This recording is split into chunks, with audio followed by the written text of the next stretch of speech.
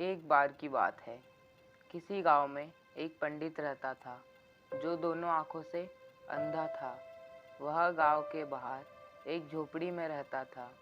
एक दिन उस गांव में एक सेठ के घर रसोई का आयोजन किया गया, जिसमें आसपास के गांव के कई पंडितों को भोजन का निमंत्रण दिया गया। इस प्रकार गांव के बाहर रहने वाले उस पंडित को भी भोजन का निमंत्रण देने के लिए सेठ ने अपने नौकर को भेजा।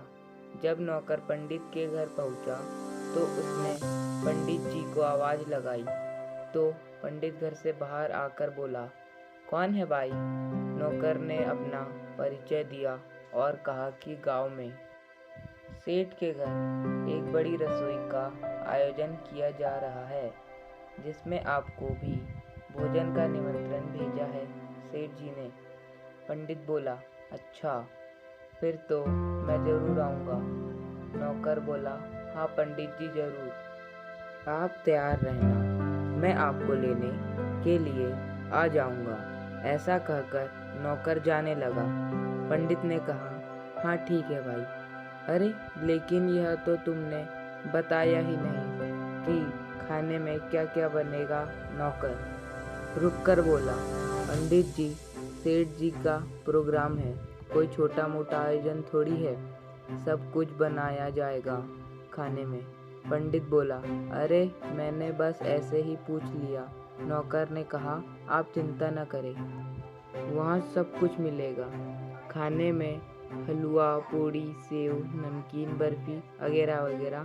पंडित बोला, हाँ हाँ, मुझे मालूम था कि ऐसा ही कुछ मैं वहाँ पहले भी खा चुका हूँ। नौकर के जाने के बाद पंडित मन ही मन सोचने लगा कि यार अब सब तो ठीक है, परंतु यह वगैरह वगैरह क्या है, यह अब भी समझ नहीं आया।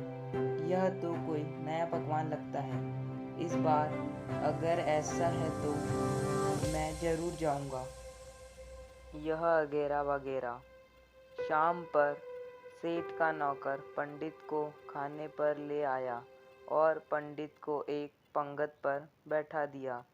पंडित की जिज्ञासा अब और ज़्यादा बढ़ने लगी कि आज तो मज़ा आ जाएगा नया पकवान वगैरह वगैरह खाकर। पंडित यह सब सोच ही रहा था कि तभी दोना पत्तल लगाकर भोजन परोसा जाने लगा। अब जैसे ही पत्तल में कोई पकवान रखा जाता, पंडित टपक से उसे छूकर यह जानने की कोशिश करता कि वह क्या है, और सोचता, अच्छा यह तो रसगुल्ला है, अरे यह तो मिठाई है, हाँ यह तो बर्फी है, यह सब तो मैं कई बार खा चुका हूँ, मुझे तो बस वह मिल जाए अब सबसे पहले तो मैं उसे चखूँगा और बाकी सब बाद में। धीरे धीरे पत्तल भरती गई और पंडित इस तरह सभी पकवानों को उत्सुकता से जांचता रहा, परंतु उसे अब भी इंतजार था उस अनजान और मायावी चीज का, जिसके लिए आज वह पूरे दिन भर नमक का पानी पी पी कर अपनी भूख को बढ़ाता रहा। अब सोचने लगा, आखिर कब आएगा वगैरह वगैरह। पूरी पत्तल भर चुकी अब तो। तभी किसी की आवाज़ आई कि भोजन शुरू किया जाए। तभी अरे यह क्या, अभी तो मेरा वो, अब कब लाऊंगे? पंडित जोर जोर से बुदबुदाने लगा, अरे ऐसा तो नहीं कि किसी ने जल्दबाजी में रख दिया हो इधर उधर। पंडित अपने दोनों हाथों से उसे ढूंढने लगा। तभी उसने पत्तल के बाहर एक गोला गोला चीज, गोल पत्थर को छुआ तो मन थोड़ा शांत हुआ। हाँ यही होगा शायद, और कितने मूर्ख लोग हैं, खाने की चीज को भी ऐसे ही रख जाते हैं। अब पंडित उस गोल चीज को पाकर बहुत खुश था।